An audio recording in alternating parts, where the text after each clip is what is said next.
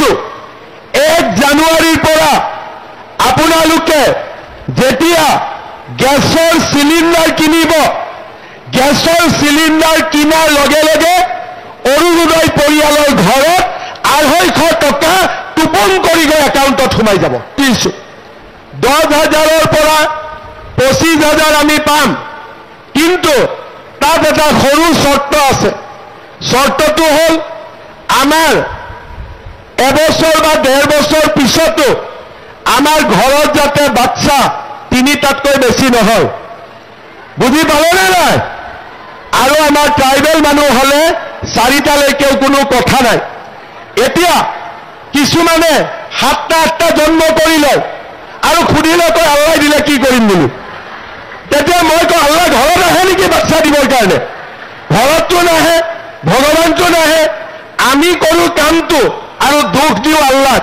দুখ দিও ভগৱানক সেইকাৰণে এইবাৰ মই আল্লাহকো অনুৰোধ কৰিছো ভগৱানকো অনুৰোধ কৰিছো যে আমাৰ ঘৰত আৰু 3-4টাতকৈ বেছি বাচ্চা নিদিব কাৰণ আমি লাখপতি বাইদেউ বনাব লাগে মই ঠিকে কৈছো নে নাই কোৱা সেইকাৰণে আজি এই লাখপতি বাইদেউ আঁচনিখন অকল মাত্ৰ আঁচনি নহয় ইয়াৰ লগত ছ'চিয়েল মেছেজ আছে মোৰ হাজবেণ্ডৰ ব্যৱসায়ত লগালো গ্ৰুপত টকা দিলো তেওঁলোক পৰীক্ষাত পাছ আৰু আপোনালোকক দ্বিতীয় কিস্তি আমি 25,000 টকাকৈ আপোনালোকক দিম এই কথা মই আজিয়ে ঘোষণা কৰি দিলো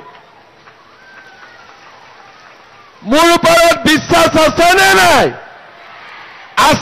নাই বঢ়িয়া আৰু 25,000 টকাৰ যেতিয়া আপোনালোকে ভালকৈ ব্যৱহাৰ কৰিব তৃতীয় কিস্তি আমি আপোনালোকক 50,000 টকাকৈ আপোনালোকৰ আমি আগবঢ়াই দিম তাৰ মানে 10,000 টকা আৰম্ভণি দ্বিতীয় কিস্তি 25,000 তৃতীয় কিস্তি 50,000 কলিয়াবৰত আজি 32,000 আই মাতৃ ইয়াতে আছে মোৰ মনটো ভাল লাগিব যেতিয়া আমি 25,000 দিব আহিম 32,000 থাকিব লাগিব এগৰাকী মহিলাও কমিব নোৱাৰিব হ'ব যোৱাকালি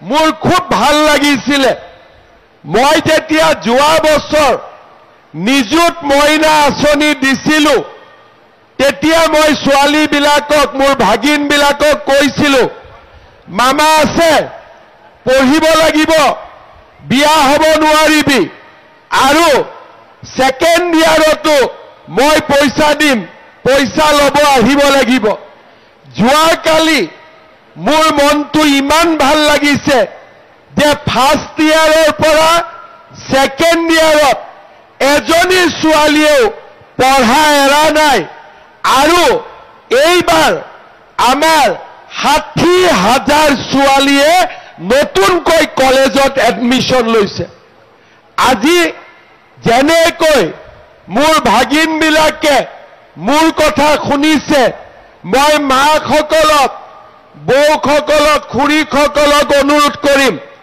আপোনালোকে এই 10,000 টকাটো ভাল কৰি ব্যৱহাৰ কৰক অহাবাৰ কেশৱদাই আৰু ধুনীয়া মিটিং পাতিব 25,000 টকাকৈ আমি আপোনালোকক দিব আহিম হ'বনে নহ'ব পুৰা হ'ব কেশৱদাক মৰম কৰে নে নাই আপোনালোকে কৰে নে নকৰে তেতিয়াহ'লে মোৰ লগতে কৈ দিয়ক কেশৱ মহন্ত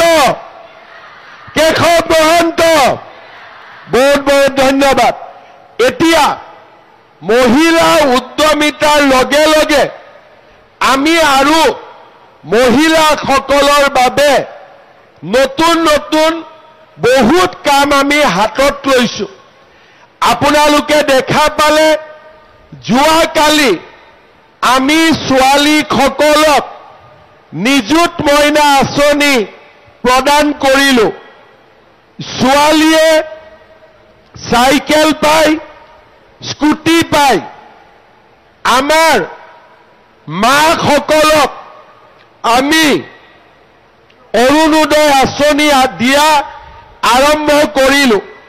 যোৱাবাৰ ইলেকশ্যনৰ সময়ত যেতিয়া মই অৰুণোদয় দিছিলোঁ তেতিয়া কংগ্ৰেছৰ মানুহবিলাকে কৈছিলে যে ইলেকশ্যনৰ পিছত অৰুণোদয় বন্ধ হৈ যাব।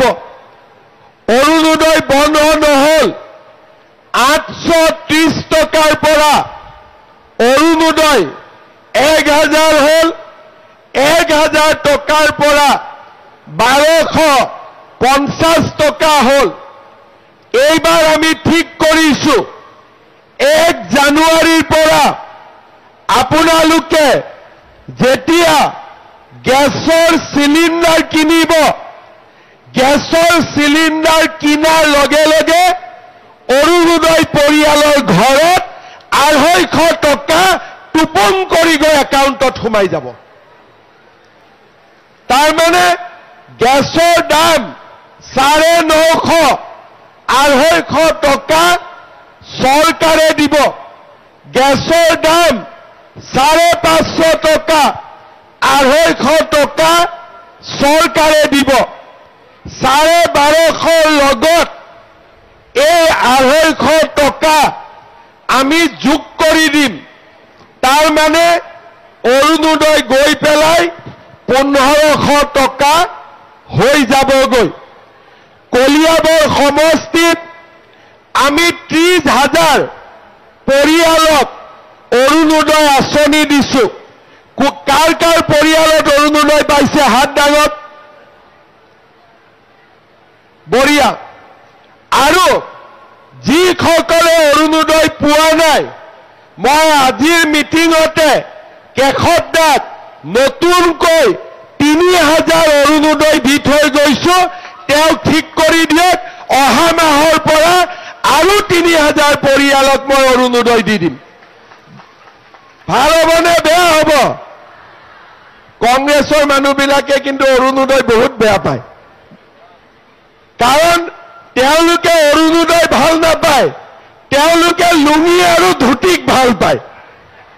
আপোনালোকে মোক কওকচোন, লুঙি ধুতি ভাল নে অৰুণোদয় ভাল? অলপ ডাঙৰ কৰি কওক, কংগ্ৰেছে শুনিব লাগিব নহয়। লুঙি ধুতি ভাল নে অৰুণোদয় ভাল? বঢ়িয়া। এতিয়া ইয়াৰ লগতে আমি আপোনালোকক ৰেচন কাৰ্ড দিছোঁ। ৰেচন কাৰ্ডৰ লগত আমি আপোনালোকক আয়ুষ্মান ভাৰত, আয়ুষ্মান অসমৰ কাৰ্ড দিছোঁ, যাতে 5 লাখ টকালৈকে আমি বিনামূলীয়া চিকিৎসা পাব পাৰোঁ। এই নৱেম্বৰ মাহৰ পৰা আপোনালোকক আমি বজাৰ